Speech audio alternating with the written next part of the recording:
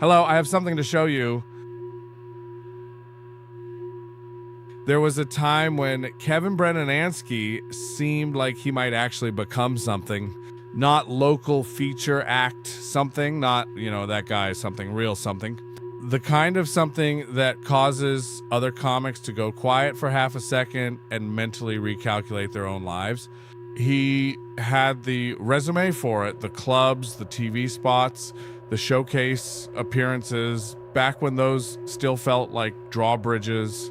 He was in the real machinery, then not outside it, pressing his face to the glass, inside, getting booked, getting seen, getting handed chances in the old way when a career could still feel like a staircase instead of a sinkhole. Then came the larger break. Kevin Brennananski got inside the walls of Saturday Night Live, that strange fluorescent cathedral. He was there as a writer, close enough to power to smell it, close enough to the next rung to begin imagining his shoes on it.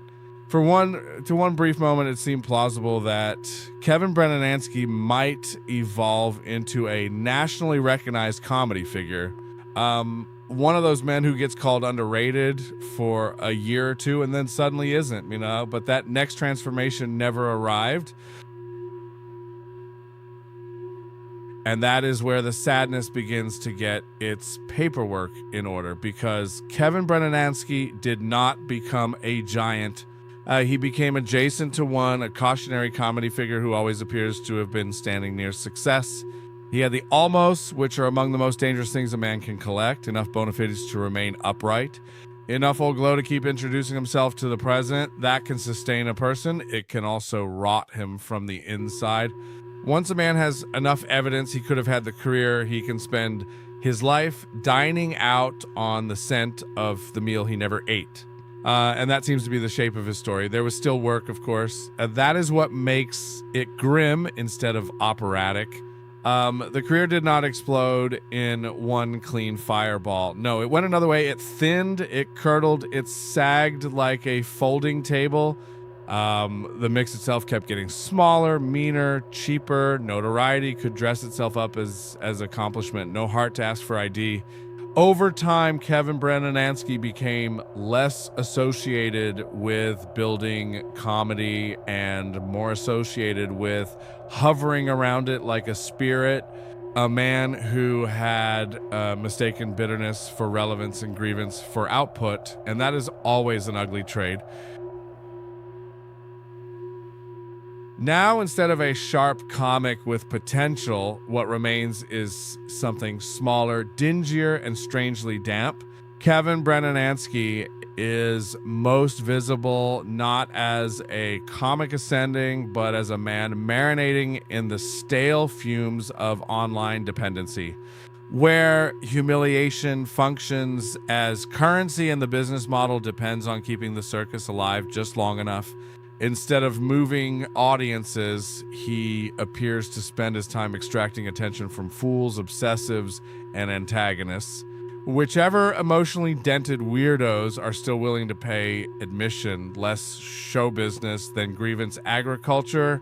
And that is what makes it feel so pathetic. He had enough talent to get noticed, enough momentum to matter. It was almost boringly plausible. He was not locked outside the building. He got in. He just never became what entry into that building was supposed to produce. So what you are left with is a uniquely unpleasant kind of decline, not from greatness, but from possibility, and that may be worse. Anyone can understand a spectacular flame out, at least that has heat, at least that leaves wreckage worth staring at. Kevin Brennananski's arc feels less like a crash than a leak, promised draining out year by year, replaced by resentment, then by niche relevance, then by the grim mechanics of online panhandling dressed up in the loose-fitting blazer of entertainment. A career that once hinted at permanence now feels temporary, a man who now appears to spend his time farming outrage. The applause got smaller, the rooms got weirder, the ambition got cheaper, pettier, more bargain bin, and vindictive. The comic became less of a comic than a ringmaster for losers, freaks, obsessives, and the spiritually overinvested. That is what makes Kevin Brennananski such a bleak figure. Not that he failed outright, that would be too simple. It is that he failed in installments, publicly, pettily, in a way that leaves the old credentials hanging on the wall just long enough. He had the beginning of a career people would have envied. What he has now is a microphone, a grievance, and a handout. And somehow that may be the creepiest part of all, not that the clown is still on stage, but that he keeps honking the horn long after the circus packed up and left him there. That was the joke. Of course, good night.